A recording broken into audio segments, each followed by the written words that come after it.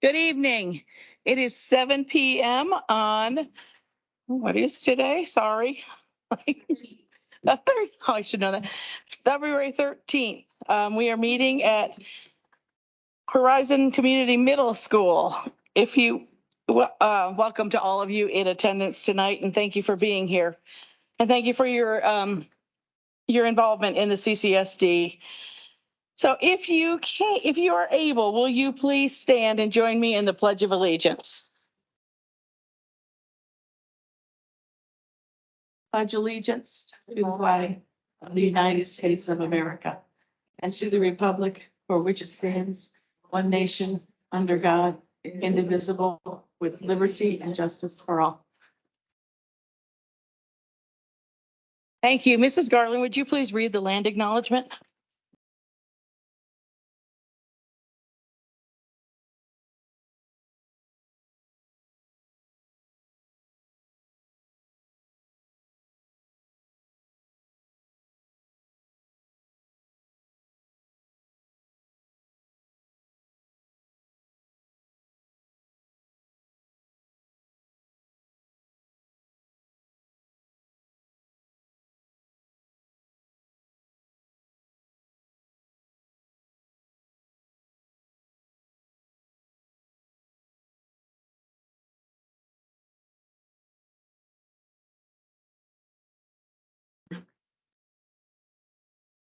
On behalf of this board of the Cherry Creek School District, I would like to acknowledge that this meeting is being held on the ancestral and unceded lands of the Cheyenne, Arapaho, Ute, Ochekti Shakowee people who stewarded for generations. The Ochekti Shakowee includes 7 bands, so I would also like to recognize that over 40 additional tribal nations likely use this area for trade, ceremonies, and social gatherings. Thank you. Thank you. At this time, may I have a motion to approve the agenda for the February 13th, 2023 regular Board of Education meeting? Motion to approve the agenda for the February 13th, 2023 regular Board of Education meeting. Thank you. Is there a second? Any discussion? Roll call, please. Directors Allen, Aye. Bates, Aye. Egan, Garland, Aye. McDonald. Thank you. That motion passes. May I have a motion to approve the minutes from the January 9th, 2023 Special Board of Education meeting?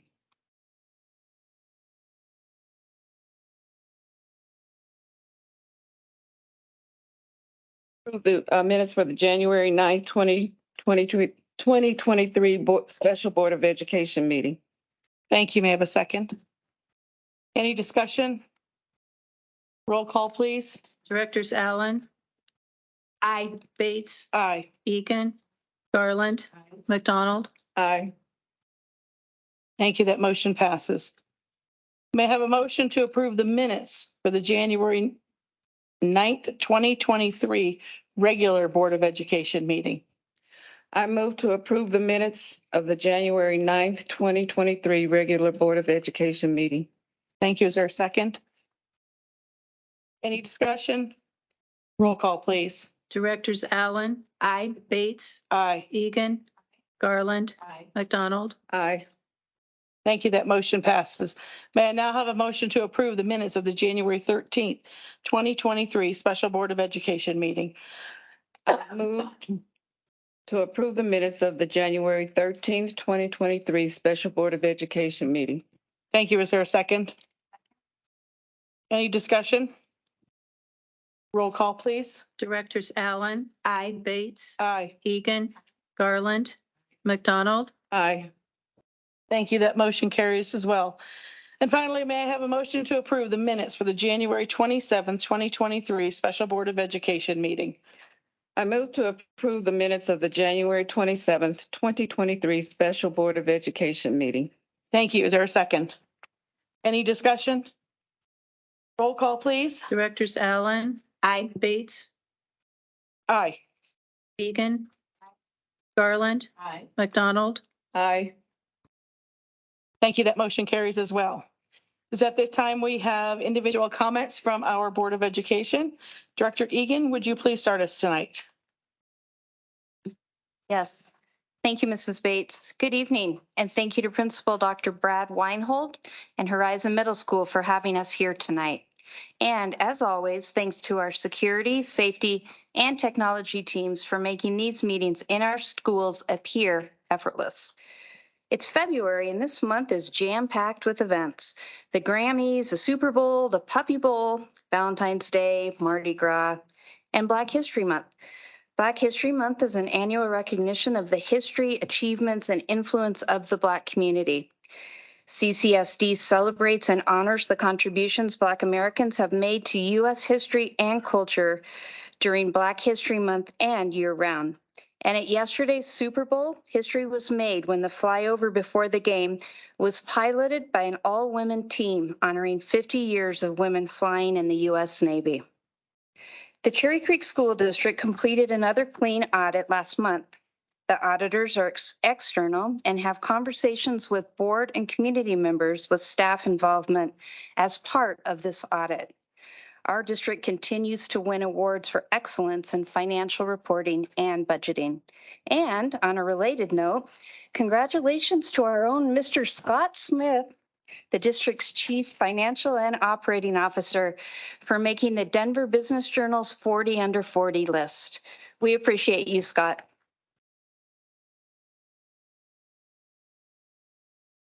This weekend at the Cherry Creek Innovation Campus, more than 70 aviation, automotive, and construction students competed for the Skills USA Invitational, showcasing their skills in individual and team competitions with industry-leading companies serving as judges and the winners going to state. My family is proud to have sponsored CCIC's infrastructure engineering pathway since its inception, and events like these really demonstrate the growth mindset that CCSD has promoted in our district and across our region. I encourage you to explore what our alumni are doing with their CCIC instruction in many different market areas. The deadline to apply for CCIC's 2023-24 application is Friday, March 3rd. Since just a year ago, CCSD has bolstered our mental health budget by $1.5 million. The money will help fund initiatives like Sources of Strength over the next 5 years. And Denver 7 News just mentioned this in a feature today. Schools and our communication team are also hard at work continuing to get the message out about Hazel Health. Hazel offers the opportunity for students to have 8 to 10 mental health telehealth appointments at no charge, regardless of insurance or ability to pay. This is currently available for all 6th to 12th grade students in CCSD. Over 200 students have already been referred by parents, guardians, school mental health staff, school nurses, and counselors. While students are being seen by a Colorado licensed therapist through Hazel, that therapist helps determine whether continued mental health care would be beneficial. And if so, Hazel works with the student and their family to establish an ongoing relationship with a local therapist. Families can get more information about how to refer their student through a flyer or QR code posted on the district website and social media sites, as well as from their school administrators, mental health team, nurses, and counselors. The pilot for our first universal social emotional screener concluded last Friday, February 10th. We had 8 schools participate, 5 elementary schools who also participate in our social emotional learning grant, 2 middle schools, Sky Vista and Liberty, and 1 high school, thank you to Grandview. We have had tremendous participation rates, and once the initial data is gathered by our partner in this work, our internal data analysts will work to get our mental health team, school administrators, and teachers the information that should help schools identify how to improve authentic relationships with students. This work will also help us design more impactful social emotional learning opportunities, including within advisory at the middle and high school level. The plan is to expand this important offering to more schools and students for the 2023-24 school year. You'll also hear from Dr. Tony Poole tonight regarding progress on Traverse, the new mental health day treatment center. It was my honor to attend the Exceptional Volunteer Award celebration with my colleagues to recognize the important work of our volunteers in CCSD. It's Power Week in our high schools. Please encourage your students to participate in the many fun events being held this week. And in other news, Cherry Creek teens gathered to address diversity issues in their schools at the 30th Annual Colorado Youth Diversity Conference 2 weeks ago. And 164 of the best 7th and 8th grade vocalists from across the district performed at the CCSD Middle School Honor Choir. Keep up the good work, and happy Valentine's Day. This concludes my comments. Thank you, Ms. Director Egan. Director Garland, please. Thank you, Director Bates. Good evening, and welcome to Horizon Community Middle School, the home of the Cherry Creek School District Spelling Bee champion, Jacoby Hoke. Jacoby, will you stand up so we can?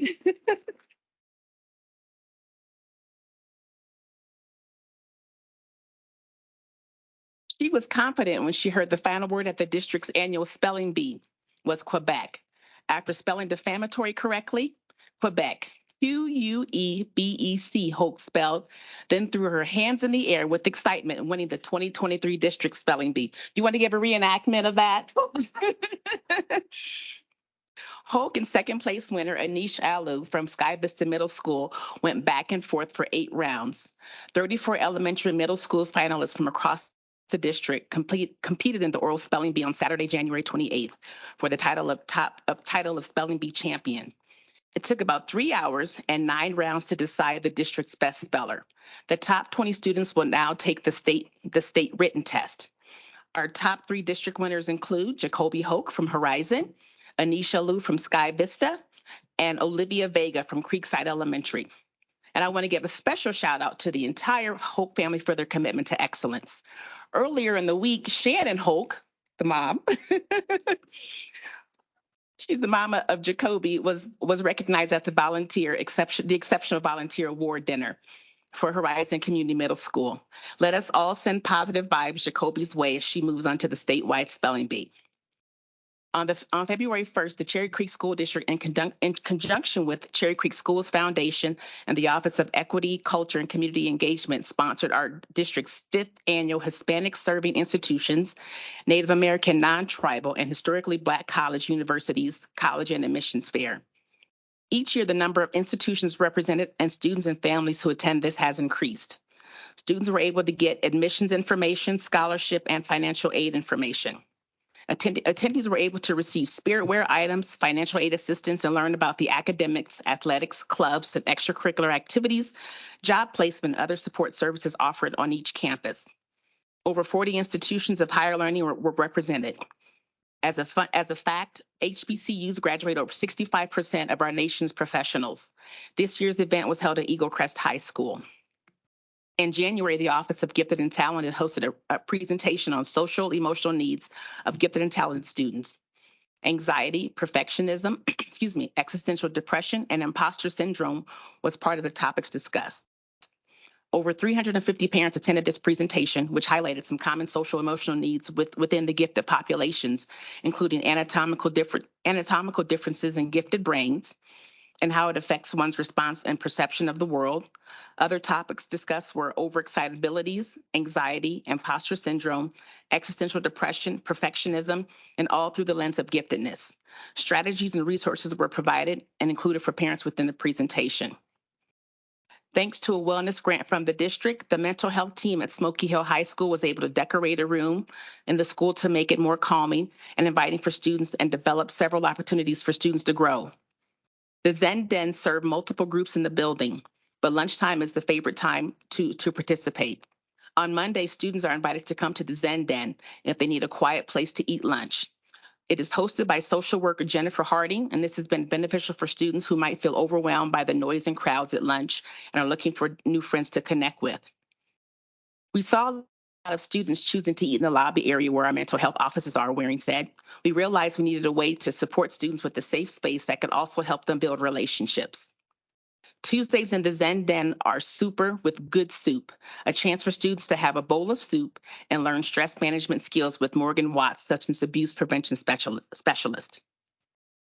Earlier this month, I attended a legislative preview held at the Cleo Parker Robinson Studio and Auditorium.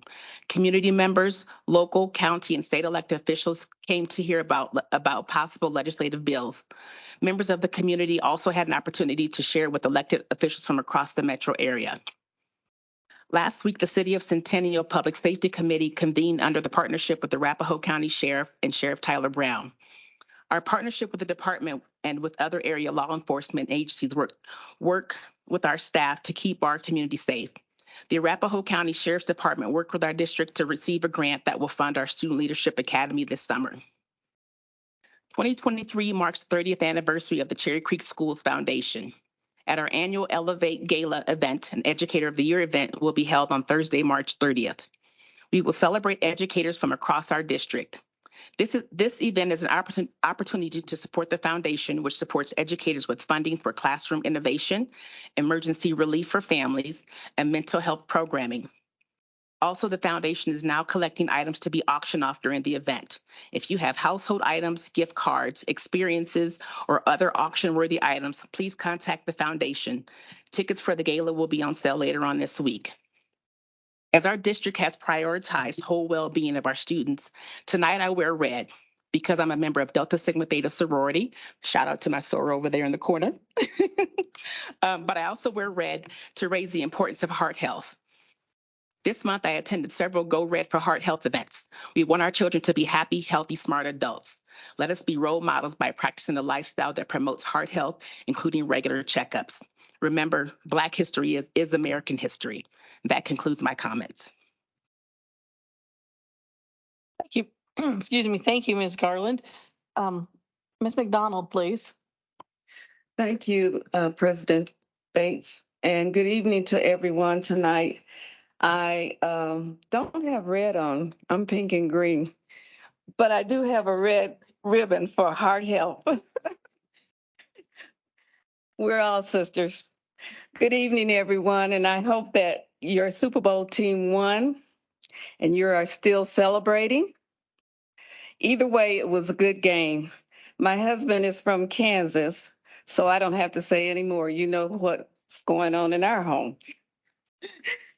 January 10th, I sat in briefly on the administration. Oh gosh, I forgot what's the name of it. ADCO. That's what I wanted to say, ADCO. And our guest presenter was Ricky Ramirez, and he was outstanding, and many of our schools want to have him back. He was very good and very inspiring.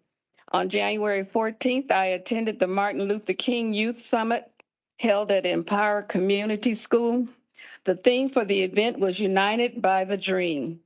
The Youth Aurora branch of the NAACP hosted.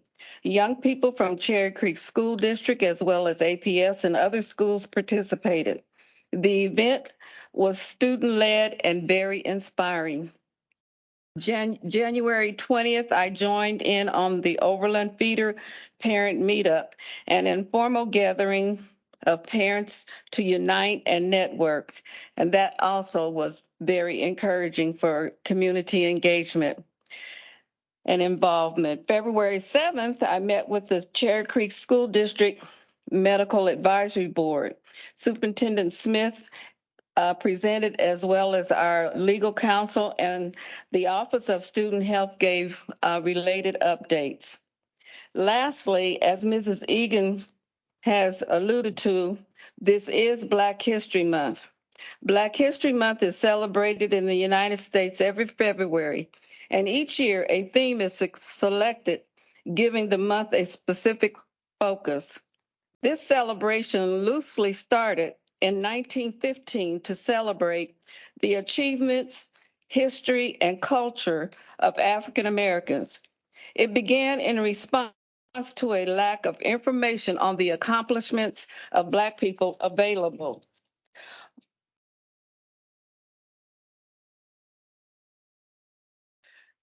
To Black people available to the public. Historian Carter G. Woodson co-founded the Association for the Study of African American Life and History. In 1926, the group declared the second week of February as African American History Week to recognize the contributions of African Americans. And I'd like to bring to light that we all arrived here safe tonight because of Garrett Morgan, who invented the traffic signals. We are comfortably warm thanks to Alice H. Parker, who invented the heating furnace. And if we are sitting on folding chairs, it's because of Purdy Saguar. And I can't forget the cell phone, which we all can't live without. This modern day necessity was invented by Henry Sampson. All of the aforementioned were African Americans who contributed to Black history and are an important part of American history. The list could go on, for you see there are thousands of inventions and patents credited to Black Americans. In 1976, the week's celebration was extended to a month-long celebration by President Gerald Ford. As I said earlier, there is a theme each year to focus on, and this year's theme is Black resistance. This theme explores how African Americans have resisted historic and ongoing oppressions. Many institutions will be celebrating this month through the observance and study of African American history. One can gain understanding not only of inventions and contributions, but the observance draws attention to the shortcomings of the past and hopefully will bring true meaning and understanding of the First Amendment and what it means and what it doesn't mean.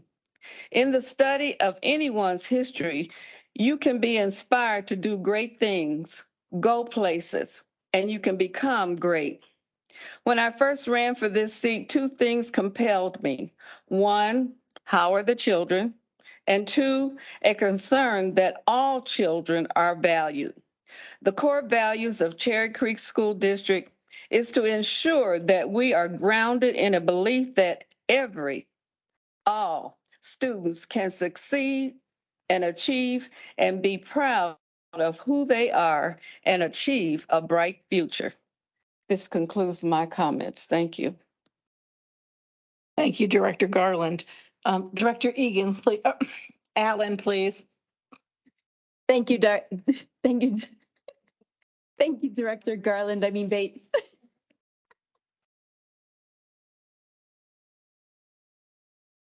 Good evening. Thank you to Dr. Weinhold and the Horizon Community Middle School for hosting tonight's meeting. And thank you to our security, IT, and setup teams who help me regularly and who help set up this incredible space for tonight's meeting. Today, I had the opportunity to attend Leadership Cherry Creek at the Cherry Creek Innovation Campus. As I was preparing for that meeting, I was thinking that we would probably not be in our incredible innovative space if our community did not value community engagement, equity, and growth mindset. Our district has a long history of recognizing that there are different pathways for our students' success. When it became clear that the options for students who sought different ways of learning and different careers was limited, our district leaders started planning for our innovation campus. Without their growth mindset, our innovative campus and all the opportunities it provides would not have been possible. But we would not have been able to make their plan a reality without community engagement. Due to tax changes in the 1990s, school district state funding dramatically decreased across the state, leaving districts to rely on bonds or defer capital projects altogether. Successful bonds are the results of the support and engagement from the community to make its local schools better. And Cherry Creek's commitment to passing bonds has made our innovation campus and projects such as Woodland, our newest elementary school, and Traverse Academy, our first of its kind mental health day treatment facility, possible. Our community's engagement is critical to the success of our students. We rely on our community to support our students and the needs of our students in our buildings and construction. We are able to be a leader in education because our community sees the value in local government, public schools, and innovation. Support of our past and future bond measures is a critical element to community engagement in support of our vision and mission for the students of Cherry Creek School District. It is because of our commitments to equity, community engagement, and growth mindset that we continue to see improvements in our graduation rates. The Colorado Department of Education released statewide data on graduation rates on January 10th. The statewide average is 82.3%, and the national average is 85%. This year, Cherry Creek School District achieved its highest ever graduation rate. The one-time or four-year graduation rate for the class of 2022 is 90.9%, up from 90.7% for the class of 2021. And that 90.9% graduation rate represents 4,006 students who graduated in 2022 after 4 years. If you've been listening to the news recently, you will know that the entire country is undergoing a teacher shortage. Historically, about 20% of undergraduates earned a degree in teaching. Right now, about 4% of undergraduates are pursuing a teaching degree. And Colorado faces high competition. We are between 46th and 48th in the nation for teacher funding. To remain competitive, next year our teachers will be among the highest paid in the Front Range, thanks to a new salary schedule approved last week. The salary for new teachers will start at $57,000 a year, a significant increase that we hope will attract a diverse pool of new teachers looking for classroom jobs. The new schedule also raises salaries for teachers across the spectrum of classroom experience and offers additional compensation for teachers and certified staff who further their education.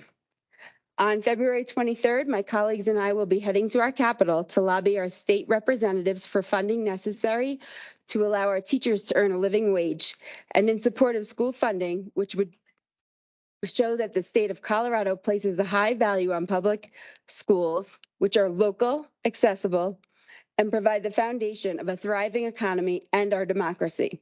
We hope to see you there if you are able to join us. Thank you for your time and for your commitment to our schools.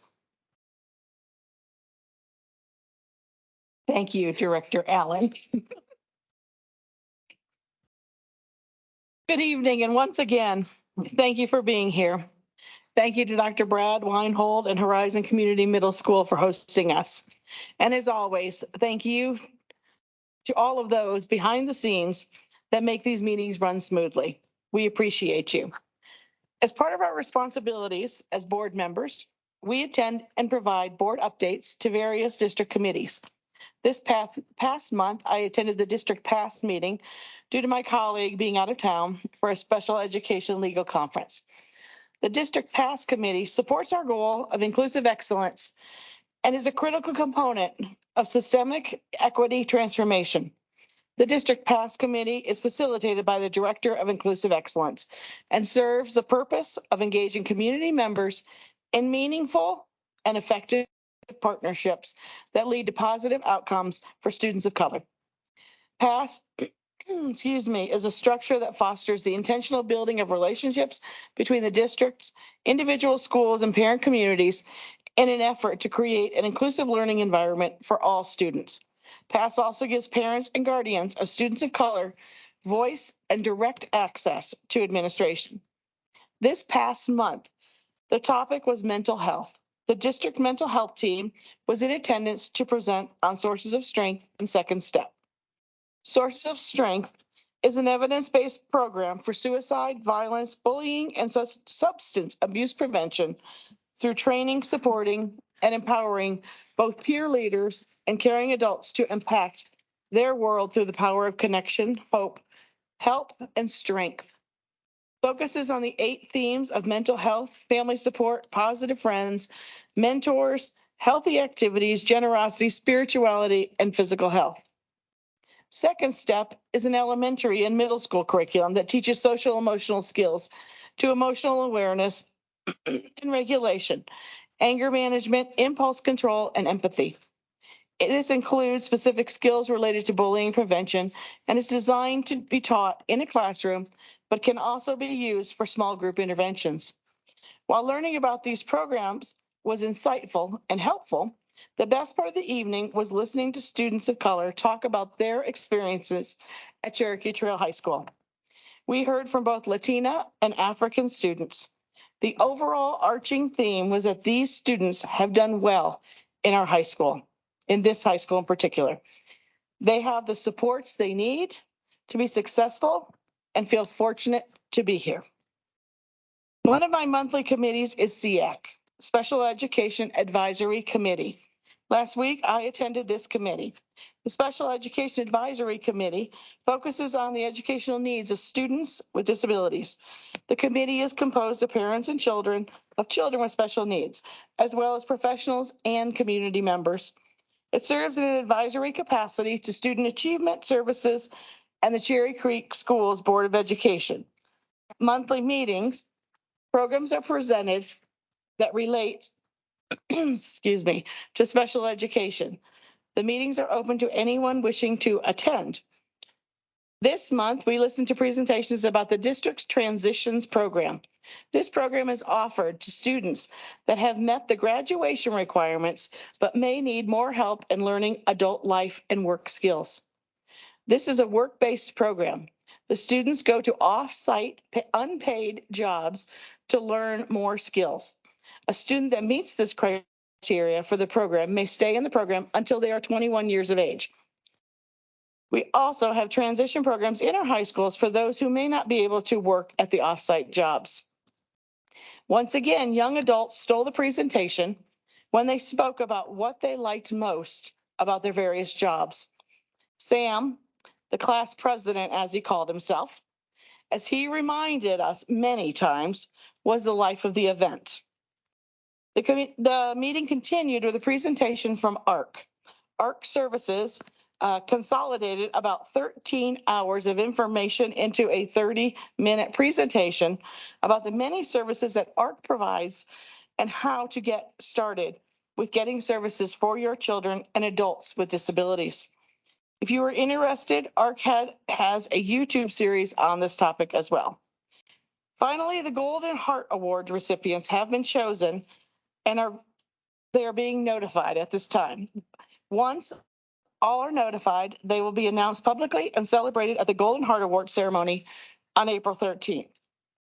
As an ongoing way to celebrate the many volunteers that serve our district, the Medical Service Department will be hosting collection drives to stock our district food and toiletry pantries, as well as our local partner, Secor.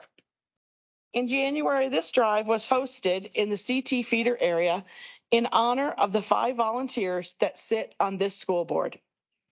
I, along with my colleagues, Ms. Egan, Mr. Smith, and other CCSD representatives, spent a morning at Altitude Elementary collecting these items. As we met the many smiling faces of students in the drop-off lines, I was reminded of the generosity of the CCSD community. Our students are learning about the importance of serving others one at a time. The CT community was able to fill or partially fill 13 huge bins, or Gaylords as they're called. In total, about 100 medium-sized boxes were filled with food and toiletry items to school pantries, as well as 1 1/5 Gaylords to our external food bank partner, Secor, which helps run the district's backpack program. In February, the donation drive will be hosted by the Smoky Hill High School feeder area and will recognize the district's medical advisory board. Examples of donations include full-size toiletries, kitchen staples, and snacks as well. Thank you to everyone that has already donated to these drives. We know that when students are hungry, they do not perform well in school. So thank you for helping our students and community grow and succeed. If you care to donate to any of these pantries, you can drop off donations at any of your schools as well. So I hope you can spend some special time tomorrow with your Valentine, whether it be a friend, a coworker, a partner, spouse, or your children. So thank you all for being here again. At this time, we are thrilled to have students speaking tonight. We love to hear from our students' voice, since students are why we are all here. So will Miss Maya Oropeza, thank you, from Independence Elementary, please approach the microphone.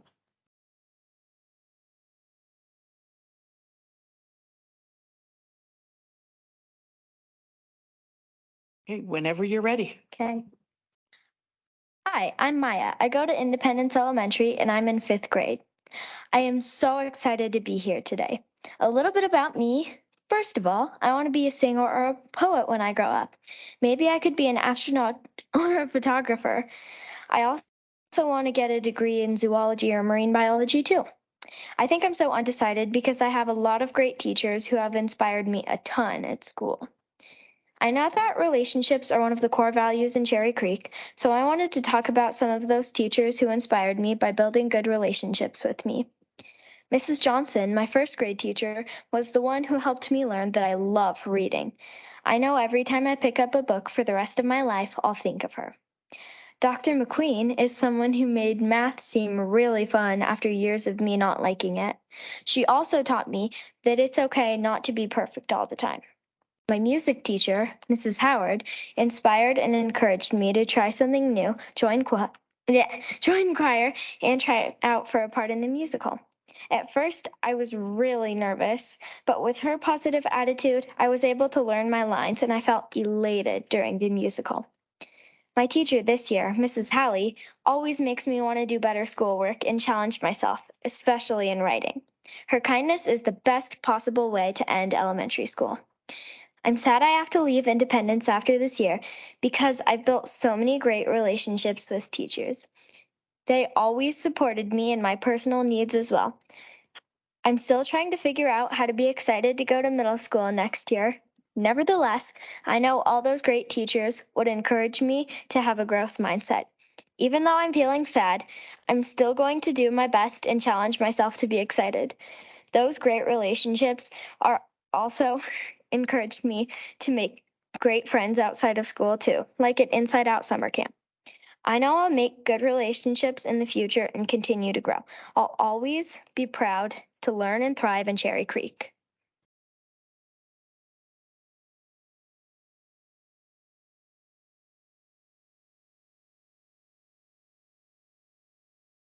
Wow, thank you, Maya. You have a lot of goals, don't you? A singer or a poet or a microbiologist? What got you interested in microbiology? I don't know. It just seemed really interesting to me. That's awesome. So, you talked about how much you love reading, but then you didn't like math so much. But you stuck with that anyway, and you had that growth mindset, right? Yeah. So that is awesome. So I think you're going to do great next year. I think you will do so well in making relationships in your middle school. Yeah, thank you. What middle school will you be going to? Laredo, I think. Laredo. Oh, yeah. Nice. All righty. Thank you so much for being here. Yeah, you're welcome. Thank you. Great job.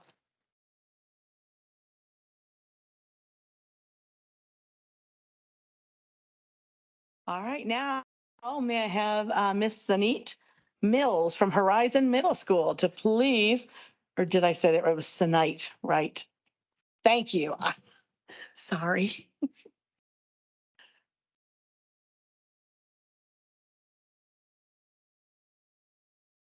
Hello, my name is Sanite Mills.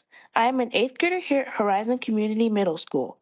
I am honored to speak with you this evening about the core values of my school and the Cherry Creek School District.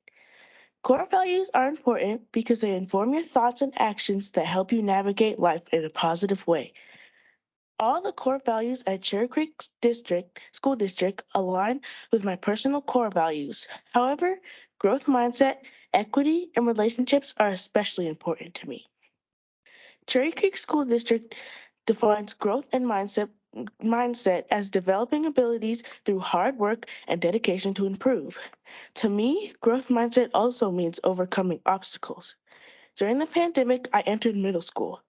Going to my school during COVID-19 was difficult. Sometimes I struggled to complete my work and adjust to a new environment. However, my mom and grandma instilled in me the importance of education and hard work. Also, many of the teachers worked very hard to make sure I had the resources to perform well at an unusual time. Because I have a growth mindset, I am a successful student at Horizon. I am also a confident person because I have the dedication and will to push through anything. The core value of equity is also very important to me. The district believes in providing all students with the support and opportunities they need to forge their pathway of purpose and success. In my life, I have been exposed to many different types of people, especially at Horizon. Attending such a diverse school environment has helped me learn and grow as a student. Also, learning about the experiences of others has taught me to have compassion for people and increase my awareness about issues facing our society. Knowing Cherry Creek School District values equity and diversity means a lot to me. When students have equal access to education and feel accepted in their environment, they are more engaged in their academics. Furthermore, and most importantly, when students learn about diverse backgrounds and experiences, they grow up to be better, more empathetic people. The last core value means a lot to me is building relationships. Cherry Creek School District believes that student success is tied to building and nurturing meaningful relationships through a school's community. Having authentic relationships is valuable because it helps students and teachers build trust. I have built a great relationship with my advisory teacher, Miss Naranjo. She is extremely helpful during first quarter. A big part of my success during first quarter is because of her. She helped me with difficult assignments and she was very patient when I asked her questions. When people have positive relationships with each other, it promotes trust, happiness, and well-being. I have many great relationships that were built in middle school, which will help me succeed in the next phase of my life in high school. Thank you again for taking the time to learn about my core values and how much they mean to me at life and at school. Thank you.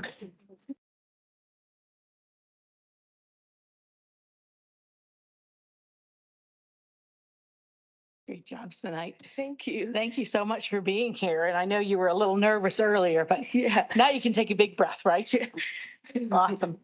So I'm so glad you talked about growth mindset, and relationships.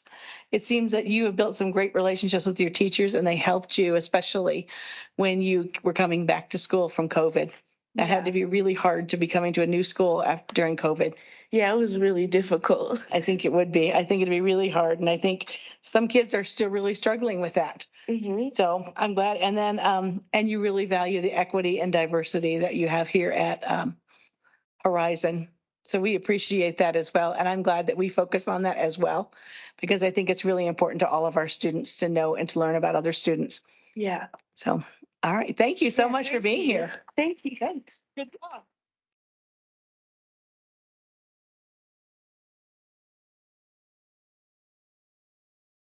Right. And now we finally have Kyrie McKinney from Smoky Hill High School.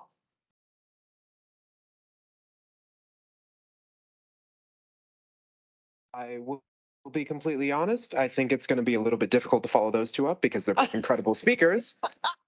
But I'm going to do my best. I have recently gone through the college application process, which was a long process of a lot of essay writing. But one question that really did stake out to me was, what is unique about you? And it's a question that a lot of colleges ask, and a question that I really struggled to answer regardless of which college I was filling out, regardless of what values I was trying to meet. But after much delegation, the decision that I wish I had gone with for some of more of the college apps was that I'm a storyteller. I love writing stories, I love forming, I love reading, and I love engaging with different material. In fact, the very first assignment I remember ever receiving in a schooling setting was from my first grade teacher, Miss Frederick, who gave me the assignment to write our own story based on anything that she wanted to. She loved reading and she wanted us to love reading as well. Relationships. She built a relationship with all of us by giving us that assignment. She motivated us to be better, and she motivated us to be something that she knew we could become, an incredible writer. And to this day, I still accredit her to being the second woman, only second to my mother herself, to being the main motivator for all of my schoolwork and to be better myself. Now, to move on to middle school, my engagement with that was different. It was an entirely new environment. I had gotten used to being in my elementary school. I had gotten used to story writing. I had gotten used to sitting in class and just being able to do what I please. And middle school changed that because I met a new group of people. I met a new group of people that I wasn't familiar with, and a new group of people that I had to grow with.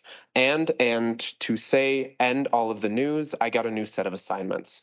And while I wasn't perfect at those immediately, I knew that I could do better. And my teachers taught me to be better. Growth mindset. Growth mindset was incredibly prevalent for me in middle school because I knew what I wanted to do and I knew I wanted to keep stepping forward. I knew that the growth mindset would be important to me because I knew that beyond everything, beyond every step beyond middle school, I knew I could grow up to be the person that I wanted to be, even if I didn't know what that person was at the time. Stepping into high school, I was excited, incredibly excited, actually, because it was a new chapter of my life, and I've always liked turning new chapters. Remember, I'm a storyteller. I've always liked stepping into new sections, stepping into new varieties, stepping into new environments, and Smoky Hill really did provide that with me. Equity. Everyone at Smoky Hill, I truly believe, is given an opportunity to succeed. Every student that reaches out and grasps it will succeed because it is truly incredible what is capable to be done in the Cherry Creek School District and at Smoky Hill. Because every single student, every single individual, every single teacher, every single administrator, and anything in between, even every single parent mentoring their child, I believe truly does have an experience to succeed. And that's what I experienced at the Cherry Creek School District. That's what I experienced in my life, and I wouldn't sacrifice that for anything. I don't think any other district could provide it the same way. Thank you.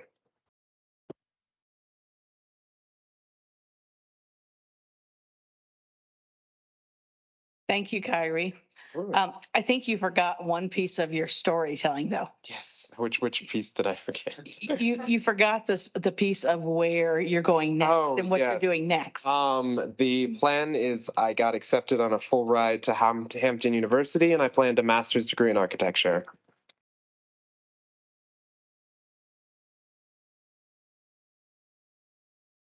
I think that's awesome. Thank you. And I think you chose a great path for you. Thank you. I think you told me that you're in the IB program as well.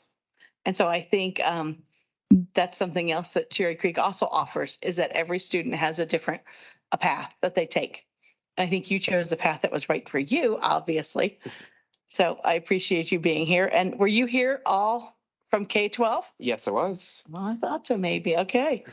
Wow, that's awesome. Yeah. All right. Thank you so much for being here and sharing Thank you with for us. having me. Thank you.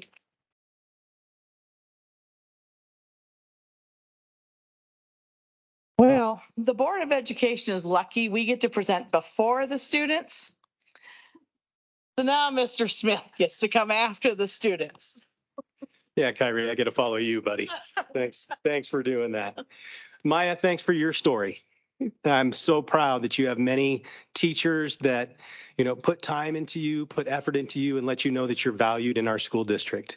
I know you have an amazing principal sitting over there that fosters that inside of her community at school. So you're going to do amazing things and be excited for middle school. It's fun for most of us. Tonight, thank you. Thank you for everything. I mean, I just appreciate. I think the one thing that stuck with me is your ability to listen. That's a gift.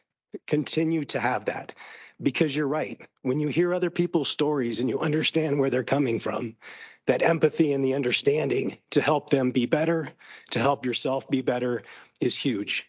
And not everybody has that. So continue to foster that, continue to grow that, because it will serve you well for the rest of your life. So thank you.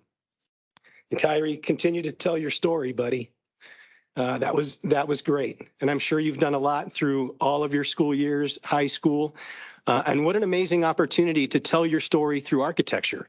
I think that's fascinating. When you said that's the direction you were going to go, that I wasn't expecting that. But that what a blessing for you to be able to show who you are through the buildings that you're going to create. So continue to share your story with us. Let us know how you do, and come back and let us know how it goes. Okay? All right. I appreciate it. Yeah, that's tough following those guys. With that, I do also, Jacoby, congratulations. Nice work. Shannon, thank you for all the time you provide to us too. And to Dr. Weinhold and Horizon Middle School, thank you for letting us be here, even though my car broke down in your parking lot out there, so you're gonna have to clean up the mess of my water pump out there. Sorry about that, buddy. Somebody will give me a ride home. We'll figure it out. I also want to recognize Black History Month and the contributions of our community members, African Americans across centuries, who have done amazing things, not only for our society, but for our world. And I appreciate you, Janice, sharing some examples of what that is. And I'm sure you could have gone on and on. And it's important, Ms. Garland, that we do recognize that Black history is American history and continue to educate our students in truth about their lived experiences. I also want to thank Casey Ellis, Carly Holiday. Thank you for your work on negotiations. This salary structure will be a game changer for the Cherry Creek School District. And it couldn't have happened without our collaboration between the Teachers Association and our staff. And I know how important that relationship is, because now we actually have first-year teachers who might be able to not have 3 roommates or 4 roommates or another job after school. And that's big. And it's also going to help support us in recruiting teachers and hiring teachers of color, because they can have a livable wage here in the Cherry Creek School District. And we're proud of that. And we'll continue that work at the Capitol. And I appreciate you going down on February 23rd to advocate for our staff as well. So we appreciate you. And then lastly, January was Board of Education Month. And unfortunately, in January, I was at home sick. But with the graciousness of the board, they allowed me to stay home and not get everybody else sick at the board meeting. But with that, we had the opportunity to go to an exceptional volunteers night and watch the people who provide time and space for our staff. But what I will tell you is that if it wasn't for the leadership of our Board of Education, we wouldn't have those things. All the stories that we shared of all the different committees, the lived experiences of our students that were shared this night, come from our Board of Education. The vision that they have for us, the vision that they have for our school district, and the push to be the best that we possibly can be. So they are also volunteers, and they give countless hours of their time to serve our students in this school district. So Board of Education, our staff would like to recognize you as exceptional volunteers. So we have some awards for you, and just wanted to say thank you for all that you provide for us and all that you do as the Board of Education. Thank you.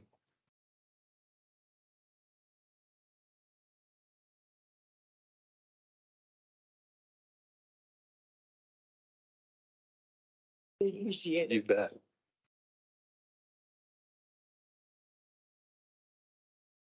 So those conclude my comments, Ms. Bates, and I'd like to invite Dr. Tony Poole up to talk about our mental health facility, Traverse. Thank you, Dr. Poole. Okay. Thank you, Mr. Smith. Thank you, President Bates and Board of Education. Before I get started speaking about Traverse Academy, I want to congratulate Jacoby as well. And since stories are the theme of the night, I have a story for you about what happened to Jacoby and what makes it so cool that she won the spelling bee. Because I serve as the head judge for the spelling bee. And Miss McKenzie serves as our spelling bee pronouncer. She pronounces the words. And Miss Garland was actually a judge as well. And I think it was in the 3rd round that Jacoby came up and she spelled her word. And where? I did not hear at least 2 of those letters. And so I reached up and I dinged the bell. And Jacoby looked completely confused, and so did all of the other judges. And they leaned over to me and they're like, she got it right. And I was like, no, she didn't. And they're like, yes, she did. And I was like, uh-oh. And Miss McKenzie actually reached over and dinged the bell at me. So I got dinged, and every time Jacoby came up, I made sure I heard every letter, and she kept an eye on me, as she is now. And I was absolutely thrilled. And how cool is it that she ended up winning, even after I tried to kick her out. So congratulations, Jacoby, and I'll be rooting for you at state. Yeah. Oh, goodness. First time I've been dinged at the spelling bee. All right, so I'm here tonight to talk about Traverse Academy, our new day treatment facility in the Cherry Creek School District, and I'm going to give a little bit of background information around why we have found ourselves in need of building a day treatment facility, and then take you through the current status and give you some updates. So this truly is a need born of crisis. According to Mental Health America, using 7 statistical measures of adolescent mental health, Colorado ranks 42nd in the nation for mental health care for kids. Adolescent and adult mental health programs and services in this state have declined significantly over the last 20 years due to budget cuts from the state. This crisis predates COVID. We were in a crisis before COVID hit.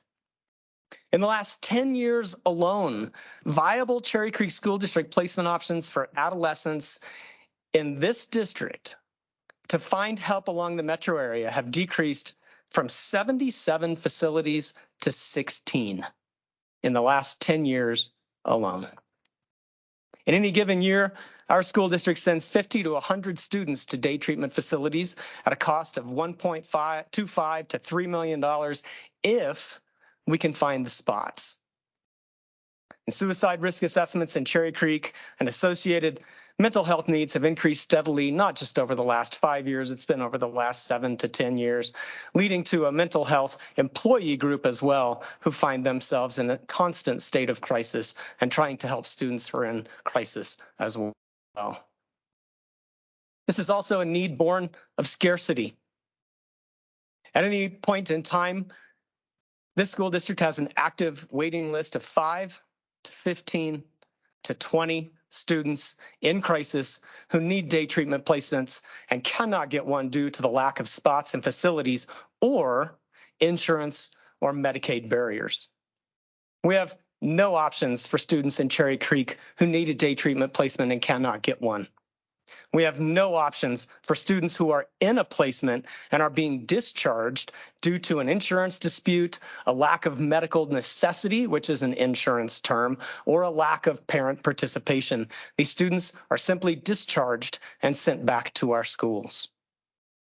And we have no option for students who need a level of support somewhere between school and day treatment when their insurance company denies day treatment or when they're released due to that lack of medical necessity. This led in 2019 to us proposing that we become the first district in the nation to build and operate our own day treatment facility. When we proposed this, we had no idea we would be the only one in the nation. When we ran this bond in November of 2020, the district was closed down due to COVID. And I'm proud to say that in the middle of the COVID crisis, Cherry Creek voters overwhelmingly supported this bond question, with over 70% of the voters saying yes, the highest in the history of the Cherry Creek School District. And this day treatment facility was a central component of that bond proposal. So I still remember the day after the bond election thinking, oh, wow, we're going to build a day treatment facility. We had 2 tasks at hand immediately. The first one was to figure out what kind of day treatment facility we were going to build. And the second one was to canvass the country for ideas that we could steal from, because that's how you build something even better. You find out what's working elsewhere and you steal it. And so we went looking for other school district built and run day treatment facilities and could not find any. And that was when we realized that this one would be the first of its kind in the nation. And then we pulled together a group that we called the Day Treatment Executive Committee. It was a group of about 20 to 25 mental health practitioners in Cherry Creek, all of whom had a background in mental health facilities like this one. They all had a background in residential or day treatment. And we pulled them together and we asked if you could build the perfect day treatment facility with the perfect program to truly meet student needs, how would it look and how would it work? And the overwhelming themes that came out of it were two. First of all, it needed to be warm, inviting, non-institutional, have plenty of natural light, and have plenty of usable outdoor space. We live in Colorado. We have over 300 days of sunshine a year, and it's good for your mental health to be outside. So we wanted a good outdoor space as well as a beautiful indoor space. And the second thing we wanted was a tiered approach to treatment based on acuity and severity. And so we came up with 3 levels in this program. Severe, for kids who are pretty freshly out of the hospital setting and need a higher level of clinical intervention. Moderate, for when they're ready to step down and start engaging in their education a little bit more, but still are involved pretty heavily in clinical interventions. And then something else that we found is unique and probably the first of its kind in the United States in a day treatment facility, a transitional wing where students will be able to go. The transitional wing in this facility looks a little bit more like a regular school. It's got a straight hallway, a square classroom, and lockers. And the goal is to desensitize, for lack of a better word, students to get them ready to go back into that regular school environment. And that transitional program, kids will go there half days, and then they'll go back to their regular school environment for half days in the afternoon, and then they'll get to go back to the transitional wing the next morning and debrief how it went and make sure that we're transitioning kids back into school based on what they need and how much support they need. We partnered with our designers, MOA Architects, and I have to give them a shout out. They did a fantastic job of listening to us and helping us truly build a facility that met our vision. And so I can actually kind of take you through it here. I'm going to make this into a little laser pointer here so you can see that up on the screen. As you walk into the main entrance of this facility, the main entrance is actually a coffee shop right here. And so it'll be a cafe that looks nothing like a day treatment facility, a hospital, or a school, to be honest. The only giveaway that it's different are these 2 family therapy rooms that sit right in the back of the cafe where we can do intake and talk with families and work with them. Out the back, this is a whole bank of windows that'll actually look back into a gorgeous planting and seating area outside. As we go to the right, it actually takes us into the first of our wings, and this is that transitional wing. You can see it's got a little square hallway and some lockers right there, and then it's got pretty much the same thing that our other wings have, a home base, for lack of a better word. It's a large classroom, and then off of the large classroom, we've got individual therapy room and a group therapy room.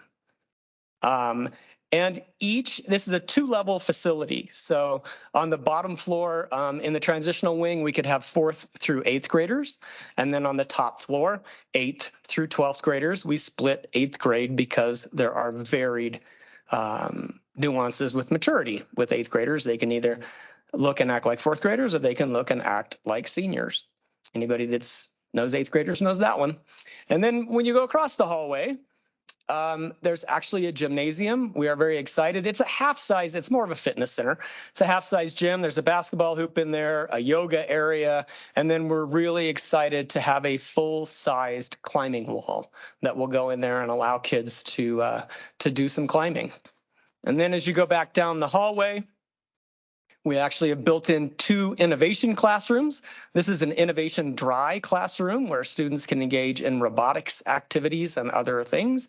And then this is an innovation wet classroom with a kiln in the back. It'll have sinks. And here kids could do science experiments. They could do art. We're talking about getting a paint splatter area so kids can do their own paint splatter art. And then as you go back across the hallway, this takes us into our severe wing. The severe wing is a little bit different. They're attached. So we keep the severe students on the bottom floor. And you'll notice as you go in here, the very rounded walls, lots of windows, lots of natural light, very comforting home base area with a seating nook. And then we have 2 individual therapy rooms and a group therapy room. This could be for 4th through 8th graders. And then it's connected by this office for clinical staff and teaching staff to the other severe pod that would house 8th through 12th graders. And it's basically the same layout with the 2 individual therapy rooms, the group therapy room, and then the large home base as well. And then out back into the hall, we have a cafeteria right over here, little eating area, and a serving area for the food. And then if you go back through, we go up the grand staircase like that. And upstairs, you get up the stairs. To the right upstairs is the other transitional wing. It is a mirror image of the one down below. But right here, we also have 2 other classrooms. These are extra classrooms where kids can go learn math, science, language arts, social studies. You'll notice that this building is unique. There is not a classroom for every teacher.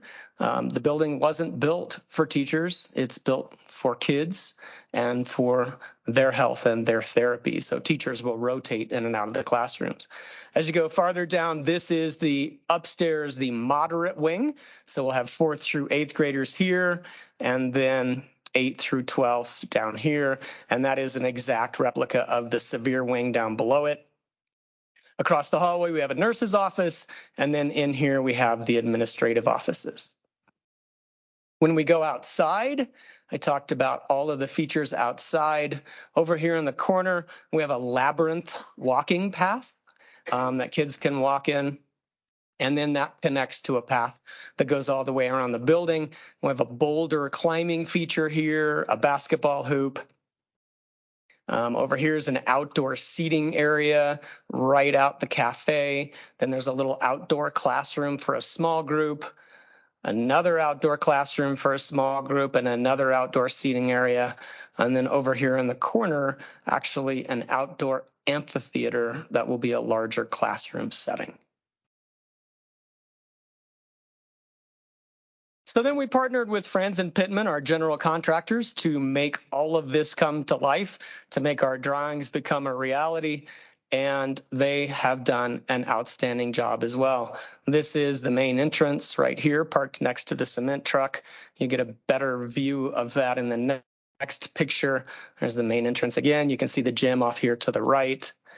Cafeteria area over in here. And then this gives you an even better look from the back. I love these drone shots. I left them in. I don't have any fresh new drone shots, and these are my favorite. So you really get a look at the building, and you can see how the wings are. You can see that transitional wing right here, and then the severe and moderate wings here in the back. And then on this side, this giant hole right here will actually be that outdoor amphitheater. And then just some mock-ups of the outside of the facility. Some of the interior spaces. You can see the nook in the classroom that I was talking about, and our gym with our climbing wall, and the coffee shop right here. And then our latest news. Our name is new. That was approved at a board meeting 2 months ago, Traverse Academy. We're excited for that. We have a principal, Kim Avalos, She's been a special education assistant director and coordinator and teacher in the school district. She is fantastic, and she will bring a lot of talent to this facility, and we are very lucky to have her. We have a fantastic clinical partnership that we've entered into with Children's Hospital and the CU School of Psychiatry, bringing 3 big names on the Front Range along with Cherry Creek into this partnership and doing something very unique. We were incredibly fortunate to receive some additional funding between the time we passed the bond and actually sat down and drew the building and then did a cost estimate. The supply chain issues and inflation issues had put us $1.5 million in the red. So we were going to have to cut $1.5 million out of this building before we even got started. That would have included all of the really cool things that I just talking about, the climbing wall, the labyrinth, the outdoor classroom, a lot of the features inside that make it warm and welcoming and non-institutional would have had to go away.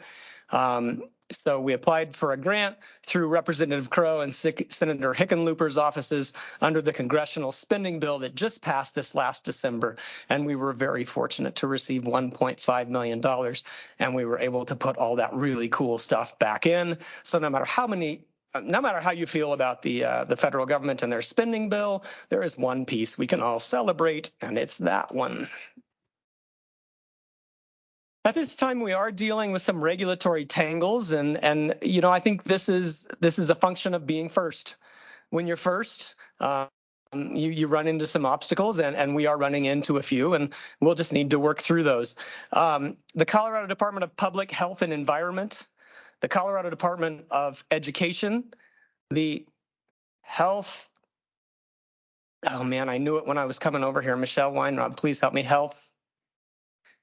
Healthcare Policy and Finance, as I said, and then the Colorado Department of Human Services, and then the brand new Behavioral Health Administration that starts in July 1st. All of them have some aspect of regulatory oversight over schools and day treatment facilities.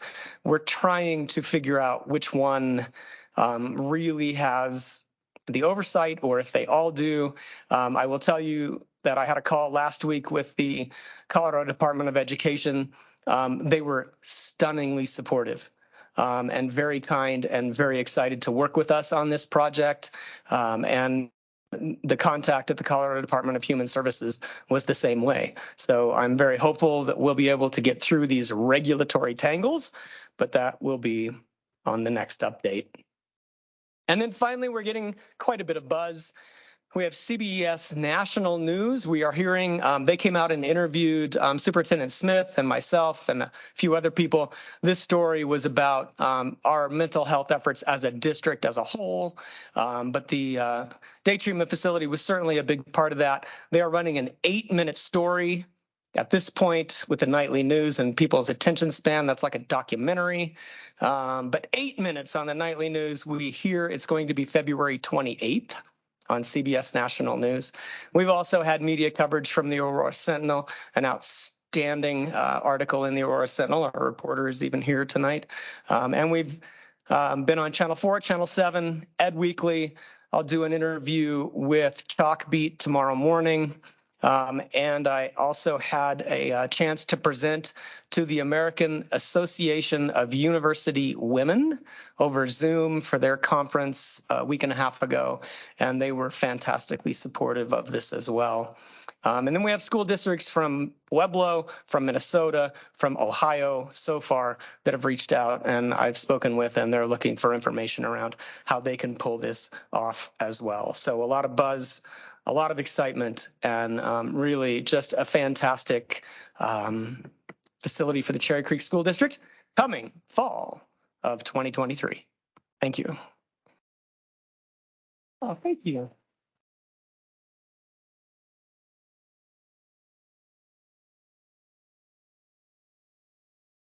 Thank you, Dr. Poole. I appreciate all that you and your team have done to pull this together. We hear constantly how hard it is. Mental health is so hard to treatment. It's hard to get for our students. our children. It breaks my heart to see students who are not getting the treatment and the care that they're getting. So I am so excited to see this facility finally coming to fruition because of the work that you and your team have done on this. So I appreciate that. And I appreciate that this passed in our last bond election. So I appreciate all of our voters as well who voted to make sure we approve this. So I'm sure my colleagues have questions. So Director Egan, if you would start first. Sure, thank you.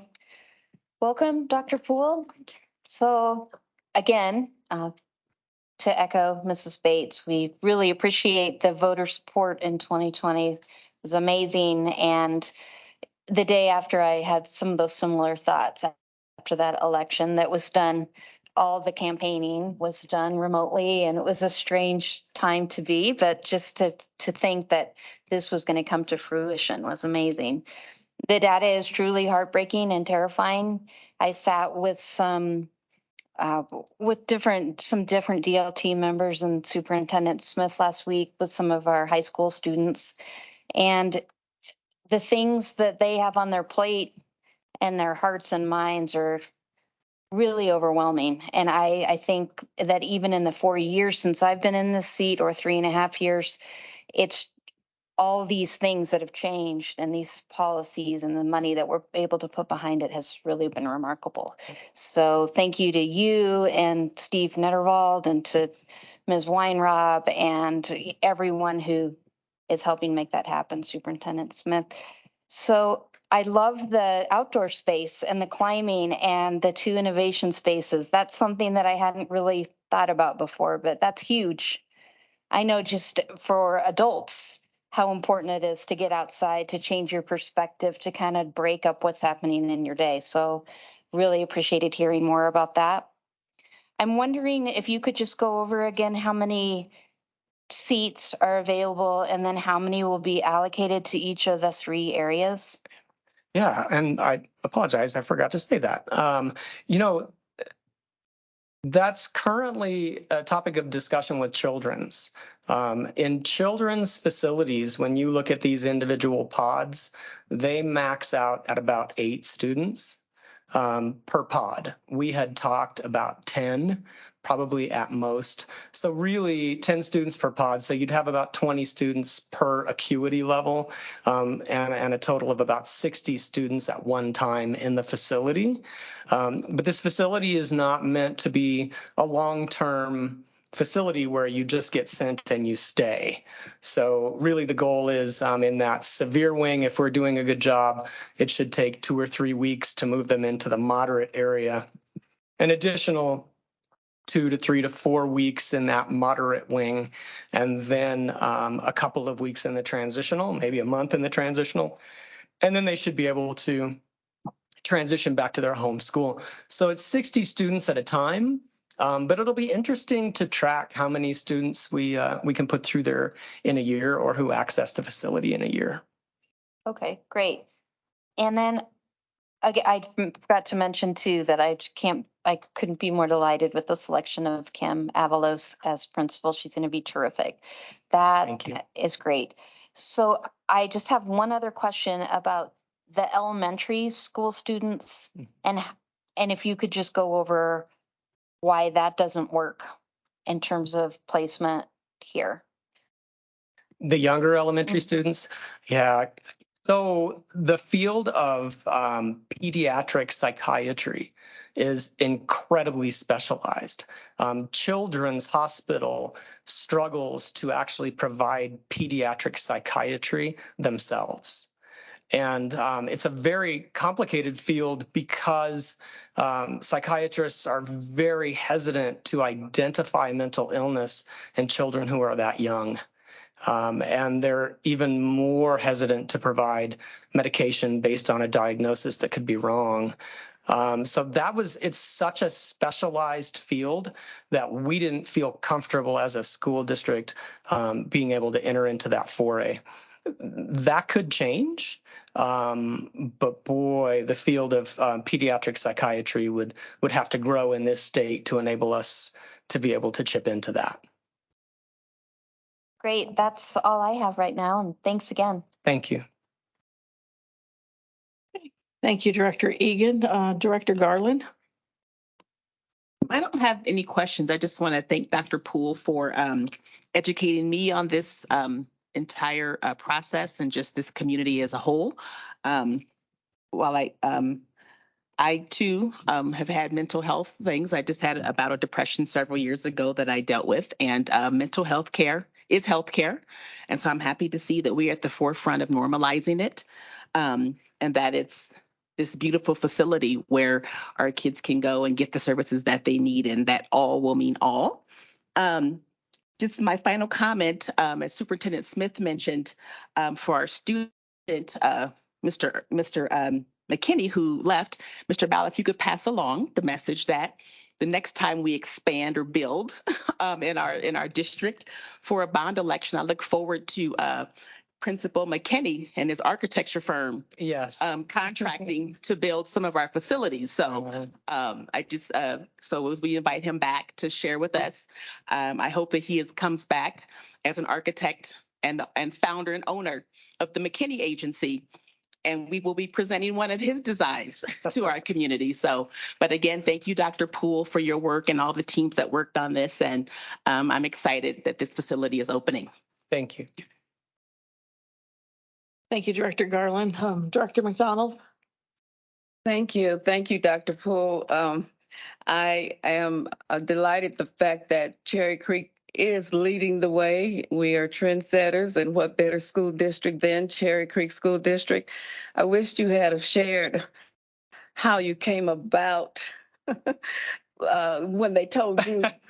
I can share that story, yeah. Yeah, and I'm glad you had the foresight to follow through with your vision, and a vision it was, or it is. And I think I'm thankful that the Traverse will be warm and inviting and not cold, because I think that is so important in getting healthy, feeling that warm feeling. And it's sad that we have to build something like this in this day and time, but it's good. It's bittersweet. We hate that it has come to that our children are so overwhelmed and what have you. But thank God they will have a warm and inviting place to go to receive help. So thank you for following through with your vision. Thank you. And tell the story. Okay, so yes, there is a great backstory to this. It was 2018, and as I said, this crisis predates COVID, and at that time we had gone from 77 placement facilities to 36, and I thought that was a crisis. Now it's at 16; it's even worse. But I pitched a little bit of a fit in a phone call to a state agency around the fact that they needed to do something, that we had kids in crisis, we were losing kids, and something needed to change. And I was a little forceful on the phone call, which is probably why I did not get a phone call back. But 6 months later, I was walking into a conference, and the person I'd left that message for walked out of the conference and ran directly into me and said, "Oh, Tony Poole, I think I owe you a phone call." And I said, "Yeah, 6 months ago." And so I reiterated my frustration and my anger and my despair. And the person looked at me and said, "Well, if you want a day treatment center, maybe you should build your own." And I said, "All right." And here we are. I still can't believe it. Thank you. All right. Thank you, Ms. McDonald. And Director Allen, please. Thank you, Director Bates, and thank you, Dr. Poole. I think it's so, just listening to that story again, Janice and I were on the exact same wavelength with our questions and the terminology of bittersweet. So she stole all of my stuff, but I do have a couple of other comments. I think it's incredible, the timing. You had this vision right before COVID, and we're forced into it because of the lack of access our kids have, and your amazing heart. And And then, we're in COVID, and the community saw this, responded to your dream, and were able to respond by digging a little bit deeper. And it all came together for a reason, and I can't wait to see how this is going to play out. With that, one of the things I was thinking is, what happens over the summer? Is it year round? No, it'll be a school time facility. Even Children's has noted that their day treatment facilities empty out in the summer. So they don't run full schedules in the summer, and they don't have very many kids. So in the summer, we might do different activities in the facility. It's a beautiful place, but we won't run the day treatment program. And will there, I'm assuming this, will there be then like a transition for the kids that are leaving before the summer? You're not just going to throw them out to the playground? No. Good luck. No, and what we think is that in the summer, and it could always change. We could see increased demand. For now, that's the plan, that if we had students that were freshly into the facility and still needed treatment and help, we could transition them to Children's during the summer to bolster their programs. But if this crisis continues on the trajectory it's going, we could well be talking about a summer program. That's what I was afraid of, and I'm glad we'll be able to respond if it comes to that. My other question is related to how you choose who to hire and who's involved in the hiring process, and how does that work, just generally, because these aren't just teachers. Right. When we talk about social emotional learning and health and all of those other aspects, there's no more important place that this is going to happen. So what's going on with that?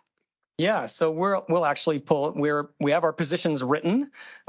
We did have to post. We'll have to post these positions when we're ready to post through the district website, because of the unique nature of our partnership with Children's. Teachers in this facility will have to follow Children's hiring procedures and employment procedures as well. Children's requires their employees to be vaccinated. Which is not something we do as a school district, but to work in this facility, you'll have to follow that rule through Children's. They'll also have to be hired as an unpaid contractor through Children's, because they'll need access to Children's email system. And so we'll have separate email systems for them through Children's and through Cherry Creek. So in terms of hiring, we'll get those positions posted, and then we'll get a group, definitely Kim and myself, and some representatives from Children's and some representatives out of Michelle's department. And we'll get a little committee together, and we'll start hiring teachers. It'll only be a staff of, approximately 15 Cherry Creek teachers and staff. So as we hire one, we'll put them on the committee. Well, thank you so much. Thank you. Thank you. Thank you. Thank you, Director Allen.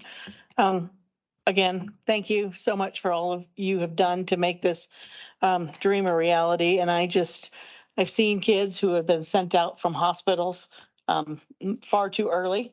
They think they're ready, they're not. And so I'm glad to see that this is going to be a step where they can go to transition back to school, where it's not just send them back without any other treatment afterward.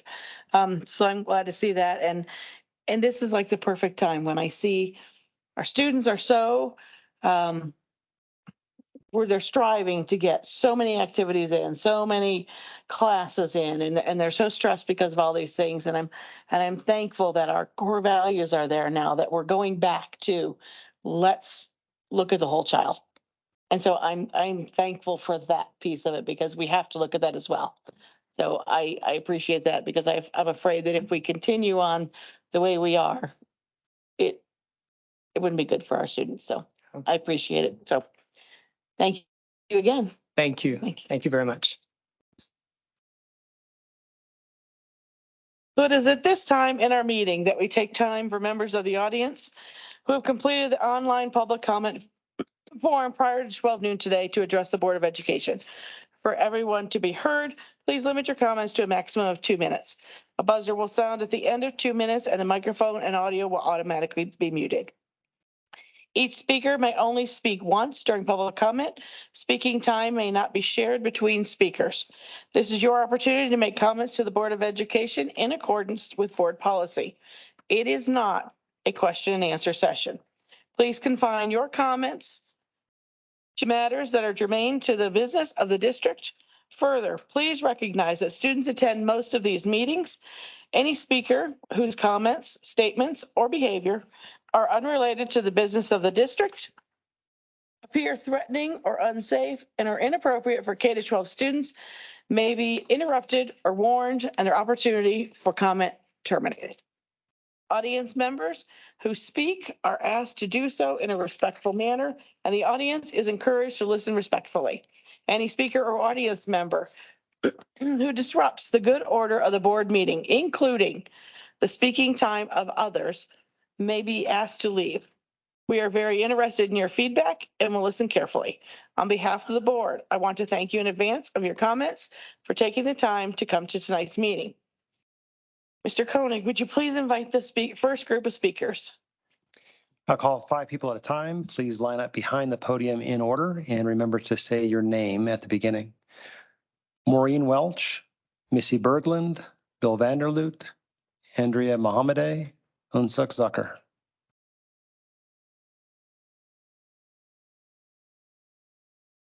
Hold on 1 second, sorry. Is that mic on? We're taking care of it. That's it? Okay. Hello, my name is Maureen Welch, and thank you to all the staff and board members for your service. And today I just wanted to share a little bit about the organization that I founded called Navigating Disability Colorado. I passed out a card through security. It's an organization that I founded after realizing how many families were struggling in accessing disability services, including Medicaid and related services, as well as how to get the services they need in the school district. Currently, I'm offering a class to help families get onto the Medicaid waivers. So it's particularly for students that are in our ILC program type students with intellectual and developmental disabilities. So I have 6 students right now whose families are in my course, which is 16 weeks long in order to get on Medicaid. Navigating Disability Colorado would really like to partner with Cherry Creek Public Schools and also the school board and make sure that we're doing the best for the kids. That's what it is about at the end of the day, and I hear you all saying that regularly here. I was happy to see consent item number 10 in the packet today, resolution 23.2.10, regarding the changes in the board policy process. I really like the inclusive approach and how you're making sure that families and affected groups are equally recognized in bringing policy changes to the Board of Education for approval. I also like how you present it at one meeting and then approve it at the next meeting, because that allows for some dialogue and some processing in the community. So I fully support that resolution today in your consent packet. I'd enjoy meeting with board members individually or staff to share more about Navigating Disability Colorado, and I look forward to working with you. And thank you, Dr. Poole, for your presentation today and for all of his staff. Thank you so much, and happy Valentine's Day.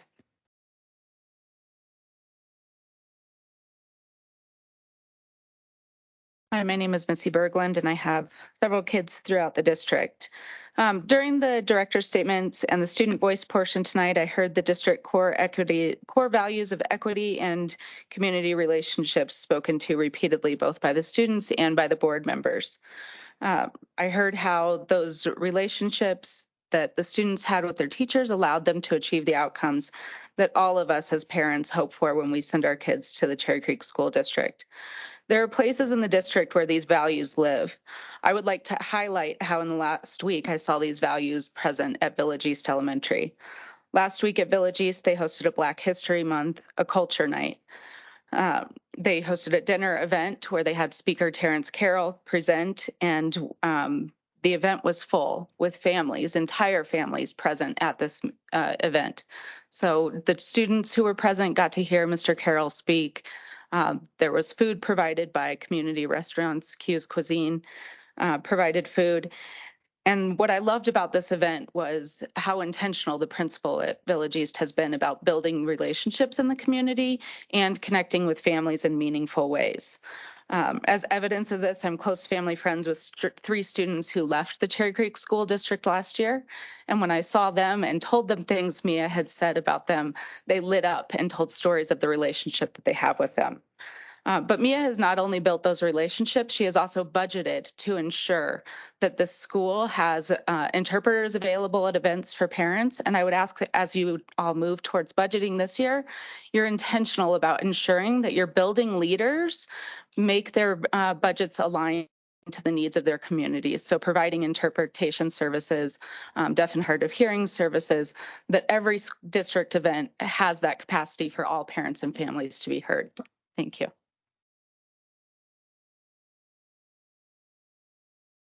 Hi, my name is Bill Vanderlecht. I have 2 young kids in the district, and I'd like to pick up on something several of you noted, that it's Black History Month, and I especially wanted to pick up on Superintendent Smith comments about the importance of teaching an honest history. I myself was a history major back in the 1990s, a long time ago, and the version of history that I was taught in the 90s is quite different from what I hope we are teaching our kids today, because over the past 30 years, we have learned a great deal more about our history, and it's important that we continue to teach our kids the best version, the most accurate, the most honest version of that history that we can. Just to give you a couple examples of things that I've been reading lately that have opened my eyes to the complexity of our country's story, that at some point I think is appropriate to teach our kids. I've been very impressed. In 1774, well before the signing of the Declaration of Independence, there was a group of 8 Black freemen, and including some enslaved people, who filed a petition in the state of Massachusetts saying, "Your petitioners apprehend that we have in common with all other men a natural right to our freedoms, but we were unjustly dragged by the cruel hand of power and brought hither to be made slaves for a life in a Christian land." And they petitioned to say, "We would like to obtain our natural right to our freedoms, that our children be set at liberty." Another freed Black man in Massachusetts wrote a letter in a paper saying, "As slavery is the greatest and consequently most to be dreaded of all calamities, so too is its opposite, liberty, the greatest temporal good. Now, if you are sensible that slavery is in itself and in its consequences a great evil, why will you not pity and relieve the poor, distressed, enslaved Africans? Would you desire the preservation of your own liberty? As a first step, let the oppressed Africans be liberated then, and not until then. May you, with confidence and consistency of conduct, look to heaven for a blessing on your own endeavors, arguing for your own liberty." And to me, this is crucial that we teach this complex part of our history. Thank you. Your time is up.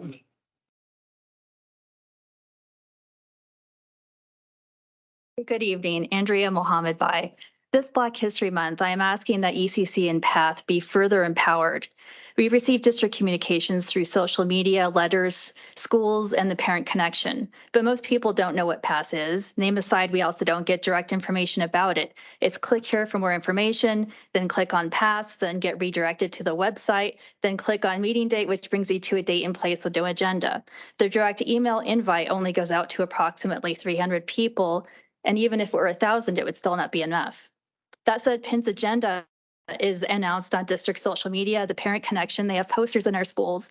They have signage on school property and announcements through school newsletters. We always know what PIN is doing. It's curious that an entity like PIN is so widely promoted while a district department like ECCE remains under the radar. But none of PIN's topics address the needs of our diverse youth, notwithstanding its mission to provide speakers relevant to current parenting and youth-related issues.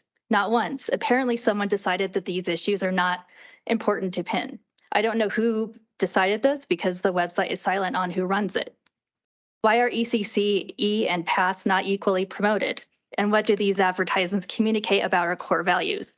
The communications are incongruent with this district's core value of equity and show us that the issues our diverse youth face are to be addressed quietly at best or are irrelevant to our community at worst. Why is PIN not being held accountable? Is the Council of Chairs on it, or is this another one of those situations where a district entity gets to use district services with no need to comply with the equity policy. A letter from the superintendent saying that equity is a core value is no substitute for genuinely showing it through equally promoting programs that address diversity, equity, and inclusion. I ask that ECCE and PASS be empowered with a platform that is equally promoted, that PASS be renamed in a way that is recognizable. Thank you.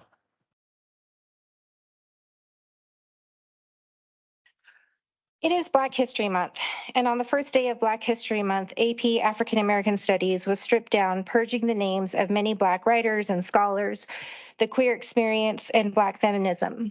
Black History Month was barely a blip on the district's social media pages. While I am extremely grateful that the only AP African American Studies course offered in Colorado is at our very own Overland High School, we have so much more to do to ensure all students are seen, valued, and supported. What some in this community fail to understand is that Black history is American history, and yet white supremacy and anti-Blackness are so deeply embedded into our culture. Black history and Black lives are seen as un-American, so much so that they do their very best to minimize and suppress it. These community members state that they see the existence of Black history and Black lives as somehow violating their rights to life, liberty, and the pursuit of happiness. Really? They imply that the right to life, liberty, and pursuit of happiness is violated because of the existence of anything other than white supremacy.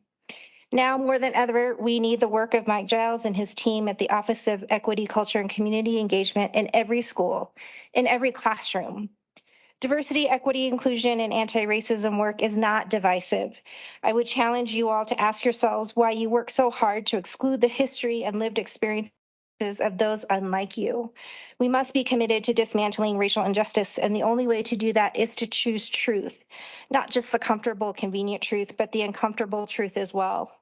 I am asking our board and district to please choose truth over comfort, to choose justice over students, to choose truth over comfort, to choose justice for all students over the false promise of peace. Thank you. Krista Coriel, Casey Ellis.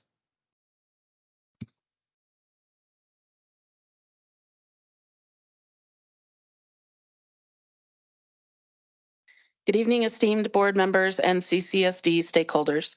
My name is Krista Coriel, and most of you know me as the board president of CCSD's Colorado Skies Academy Charter Middle School, where I have served on the board since the school's founding in 2019. I would like to thank you for your dedication and service to the students, families, and staff in the Cherry Creek School District.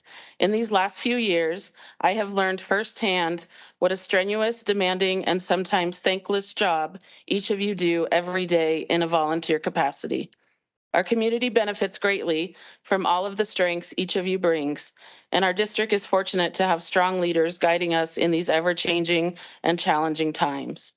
Also tonight, I'd like to thank you for your continued support of our charter middle school, Colorado Skies Academy, at Centennial Airport, that offers kids a unique aviation and aerospace-focused learning environment using project-based learning and also focusing on the education of the whole child, incorporating social-emotional learning into the curriculum.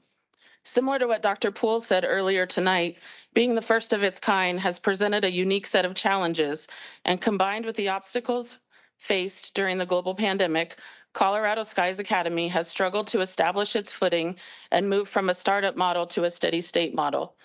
As a board member at the school, I look forward to our continued partnership with CCSD to ensure that CSA is a sustainable, thriving middle school that expands the diversity in Colorado's leading aviation and aerospace industry and helps prepare the next generation of experts. More importantly, as a parent of a CSA graduate, I am grateful to the board for giving the school another opportunity to demonstrate the long-term viability and value of the unique learning environment at Colorado Skies Academy that my son thrived in and that. Thank you. Your time is up.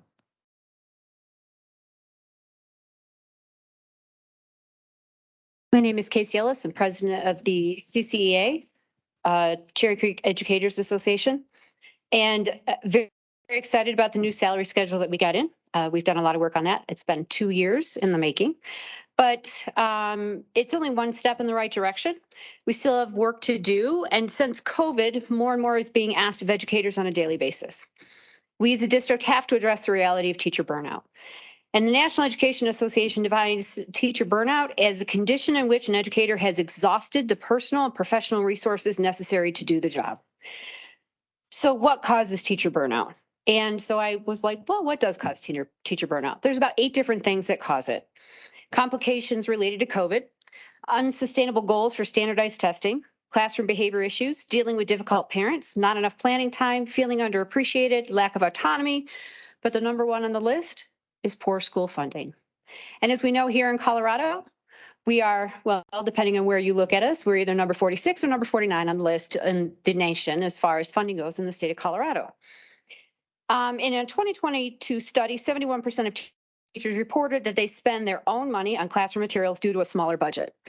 Inadequate school funding requires teachers to dip into their own wallets, and that causes financial stress and an already underpaid profession. Now, we did just get in a new salary schedule, so I understand that that's going to look a little bit different in Cherry Creek. However, we are still not paid as the professionals that we are.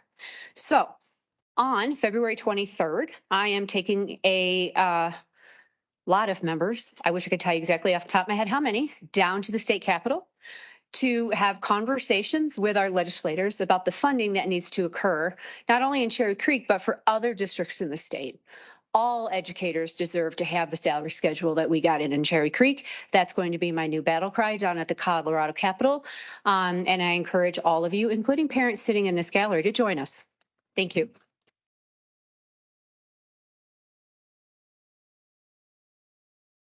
President Bates, that's all. All right, thank you. Before we move on to consideration of the resolutions, are there any resolutions board members would like to pull or discuss?